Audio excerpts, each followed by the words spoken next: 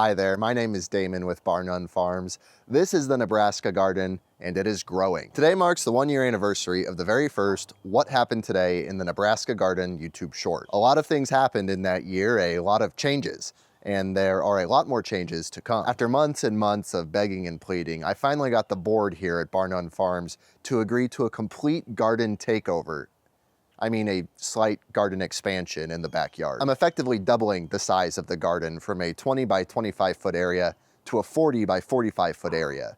That's 1,800 square foot of pure garden. And I'm still trying to figure out how exactly to maximize every single one of those square feet. So I thought I'd take you through the garden and talk through some of my plans for this big expansion. But first, if you're familiar with the Nebraska Garden and maybe watch my update shorts on YouTube, thank you. I really appreciate you. And I really appreciate the community that has been built around just my silly little gardening videos. I never could have dreamed that it would turn into something like this, and I'm just really appreciative to the community. And if you're new to the YouTube channel, welcome. I am a very, very, very beginner gardener. This is just my 3rd year ever of gardening. I just fell in love with growing vegetables in my backyard and decided to make it my whole personality. So if you're interested in seeing the progress of this garden as it grows with me, please hit that subscribe button. It helps out a lot. We're almost at 10,000 subscribers, a number previously unimaginable. So if we could hit that, I would be over the moon. My main goal with the channel is just to get people interested in gardening and to convince people that if I can do something like this, then you definitely can. I am by no means an expert, and you don't have to be to grow delicious food in your own backyard. Seriously, it is one of my favorite things, and it could be one of your favorite things too. Just give it a try. And if you already have a garden, you know what I'm talking about. And I want to hear about your garden in the comments. Please tell me everything there is to know about your garden. But now let's get into the Nebraska Garden.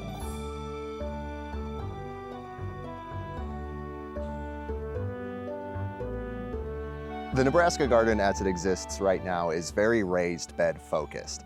I have 11 raised beds, all of varying different sizes. Some of them tiny 4 foot by 4 foot beds. I have these 6 foot and 8 foot long metal raised beds. And then I have the giant wooden raised bed with the opening going down that way. That's been there since I started the garden. That was the very first raised bed I ever put up. My brother and my dad helped me build it one day when I randomly decided maybe I'll give gardening a try, and it turned into all of this. I grow with raised beds in the Nebraska Garden because I am growing in my backyard. It was just grass. And so I really didn't know anything about building soil or anything like that before I got into gardening. So raised beds were the best way for me to go about it. Now there's a couple of reasons I want to go away from raised beds in the future. Not altogether, but kind of, I want to start slowly growing things in the ground. First is the cost of filling them. Now there are plenty of cheap ways to fill raised beds. For instance, this year I took a bunch of wood chips from an old tree that was removed from my backyard and carted them all the way over here to fill the bottoms of the beds, and that worked great.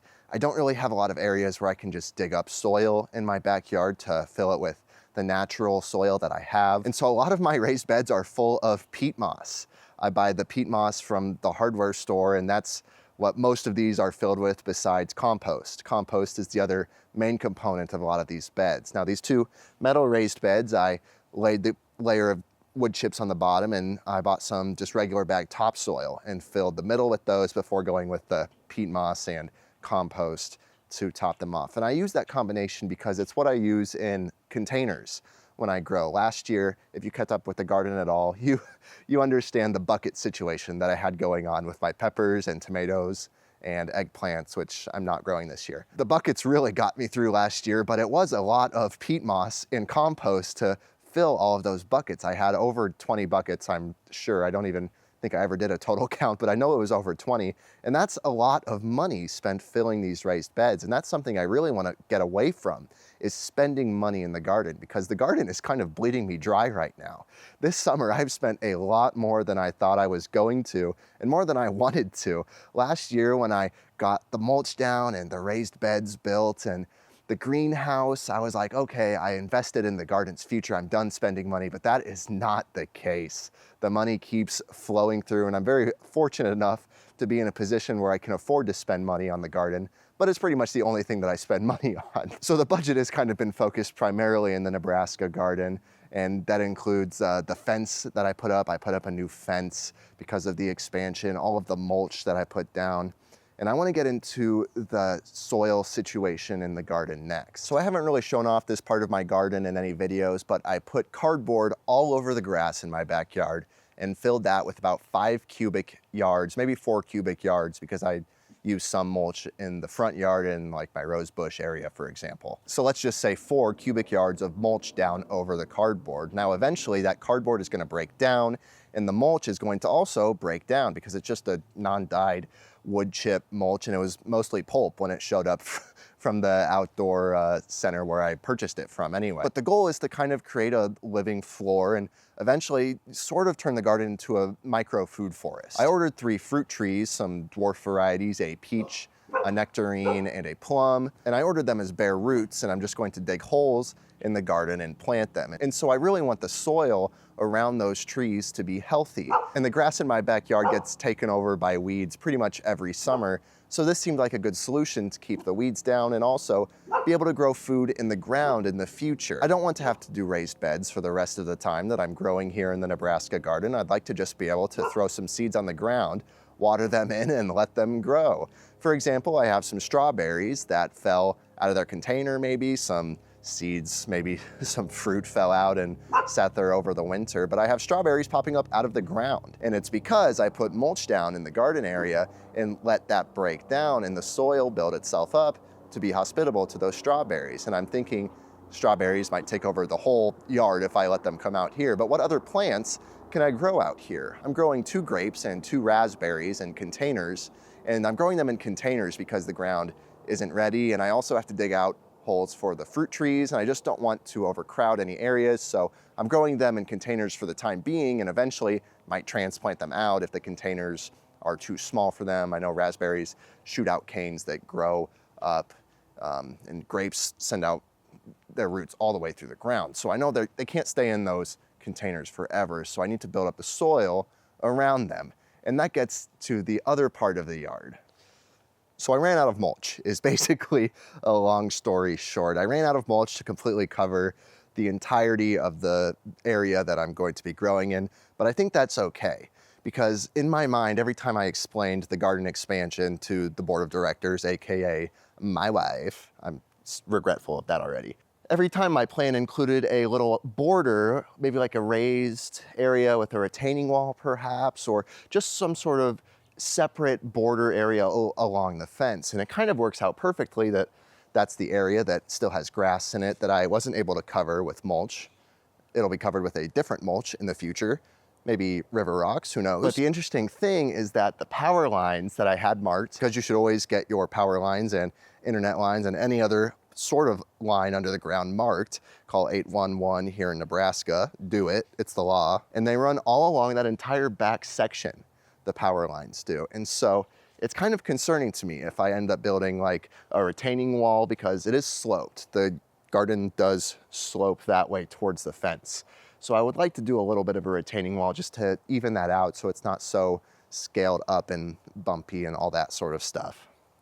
But I'm concerned that if the power company has to come and do something to the lines, they're just gonna rip out all of the stuff that I have there. So I really don't know what I should do with the space along the fence at this point, and it's become a bit of a concern to me. So I think that gets into what I wanted to talk about with the expansion effort, is that it's going to be a work in progress for a long time. It's not going to be resolved anytime soon. And I don't know, maybe some viewers might have some better ideas for what I can do with that space, but in my mind, it was always going to be more flowers and shrubs and ornamental plants, less than food. And of course there would be maybe strawberries or something, or maybe my raspberry bushes.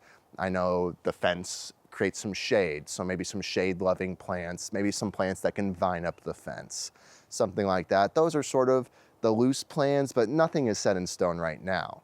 As for the rest of the garden, flowers are a main priority, setting up perennial flowers so that each spring I have early blooms for pollinators to come in. Right now, I'm growing my flowers from seed, just annuals, sunflowers, marigolds, zinnias, but they won't be ready for a month or 2. I have 2, maybe 3 flowering marigolds and some flowers I bought from the garden center, but those were kind of expensive and I can't just do that for the entire garden. So I really need to come up with a game plan for perennial flowers, maybe something like tulips. I don't know. I really don't know that much about flowers, and that's the area of growth I'm looking forward to most this year in the Nebraska garden. And right now I just have all my tools over in that area of the garden. So I was thinking maybe a tool storage over there. That might be a nice thing for along the fence. And let's show off the fence.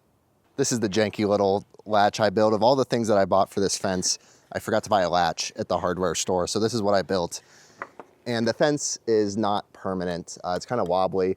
That's because I did not put in concrete when I put the posts in. That's because I knew that this was going to be janky and it wasn't going to look good. And I knew I was going to want to tear it out in the future. So I just made some shallow holes, and I'm going to worry about stability for the fence later on, because right now it gets the job done. It keeps the dogs out, unfortunately. They love watching me garden, but I'm growing potatoes, and I would be sick to my stomach if something happened to them while I wasn't paying attention because I was busy elsewhere in the garden. And so I think this is the best solution for me now. And maybe one day when everything is, maybe if I go back on what I said earlier and everything is raised bedified, then maybe it'll be too tall for them. But as for right now, this is the best solution I could think of. One of my favorite additions to the Nebraska garden this year is this arch trellis that my brother-in-law helped me put up. I could not find cattle panel anywhere I went to. I went to the Tractor Supply and they didn't have it, and that's pretty much all where I looked. So I went with this welded wire, and it works just fine. It maybe not as sturdy and the gaps are smaller, but it's fine. It'll work. I'm growing peas up it right now. I'm going to grow my cucumbers up here later on in the year, and I'm hoping that the peas give enough nitrogen to the soil where I really don't have to worry about amending the soil at all for the first little bit and let the cucumbers really sprout up with the leaves, and then focus more on the fruit production later as they climb up the trellis. Maybe a couple loofah plants in here as well. There's a lot of space for plants to grow, so there's endless potentials for this trellis right here. There are other trellis styles I want to try out when I grow my melons, for instance. Last year my cantaloupes just kind of sat on the ground, and a couple of them got a little nasty. And then my trellis didn't really support the ones that were hanging, and they would fall down maybe a little bit before they were supposed to be harvested. So I want to build sort of an A-frame trellis with supports going along the sides. There's a video by Gary from the Rusted Garden where he shows off one of his, and that's where I got the idea from. And that's where I get a lot of my garden ideas from YouTube. So if you have any great trellis ideas that you want me to try out this year in the Nebraska garden, go ahead and let me know about it in the comments. And the greenhouse is a bit of a mess right now. It's kind of been my storage shed over the winter, and so I don't really want to show you inside of there. It's really disorganized, and I would have showed it off when it's in a better state, so I'm going to leave the door behind me closed. But the greenhouse needs to play a bigger role in the garden this year. I underutilized it last year. I didn't have proper heat control. It got way too hot in there, and that black shade cloth did not do the trick. I'm hoping that the white shade cloth that I installed this year does a better job. I'm going to run a heavy-duty extension cord out here. I don't have any electricity on this side of my house, so I have to run it all the way from the door to inside pretty much. And I'm gonna get a big fan to outtake the air, maybe right here. There's a vent in the ceiling I could point it at. I just need to get that hot air out of there. I bought a trash can that I'm going to fill with water. I read that filling a trash can with water is a great way to help keep the temperature normal in there, and it also helps keep everything hot in the winter. And I also underutilize the greenhouse in the winter, and so maximizing the space I have is one of the most important things to me in this garden, because if I'm expanding the garden, then what's the point if I'm not maximizing the space I already have? So this is one of the top priorities of the Nebraska garden this year. Expect to see some big changes going on in the greenhouse. And it's starting to get a little dark out, so I think it's time I wrap up this video. Thank you so much for watching. If you made it this far, I appreciate you. Happy gardening.